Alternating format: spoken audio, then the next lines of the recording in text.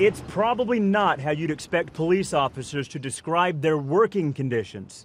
Just a real dump, a very deplorable place to work.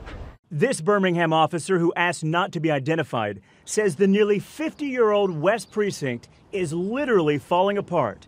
These pictures obtained by WIAT 42 News show the conditions inside, from chipping paint to wires dangling dangerously.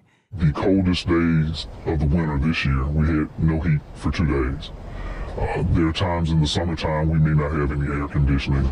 At any given moment, you may smell the raw sewage coming out of the restrooms. He says what's also frustrating is the feeling of their concerns being brushed off by Chief A.C. Roper. Nothing from the police leadership that is charged with supervising, but also taking care of our concerns and providing the resources for us to do our jobs. They have said nothing.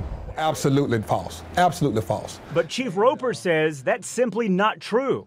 We've tried to give every response, the appropriate response regarding this West Precinct. We know we need a new precinct. People who live in the district agree. A new precinct is desperately needed. It's a crying shame. I don't know who is responsible and who is not responsible. That is the same dump, and I call it a cesspool, that it was when I left yesterday.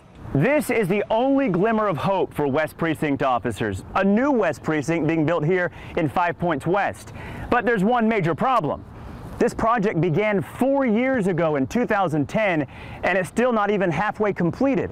All that's here now is a shell of a building on a weed-infested lot, surrounded by a chain-link fence. Here we are, a project that cost $2.2 million, and 4 years later, we're no better off than when we started. Councilman Stephen Hoyt says he's extremely frustrated the project still hasn't been completed in his district, and he blames Mayor William Bell. If you're in the Army, it'll be the general, okay? And our general is the mayor. We asked the mayor's office for a response to these claims, and we were given this statement. Unfortunately, the city is in litigation on this matter, and while we cannot speak fully, we are working with Chief Roper, the West Precinct, and our planning and engineering office to execute the takeover agreement and get our officers in the facility they deserve. At the end of the day, it is about them and not us. The project has to be finished. But Councilman Hoyt says legal issues between the city and the developer are an unacceptable excuse because the city is self-insured.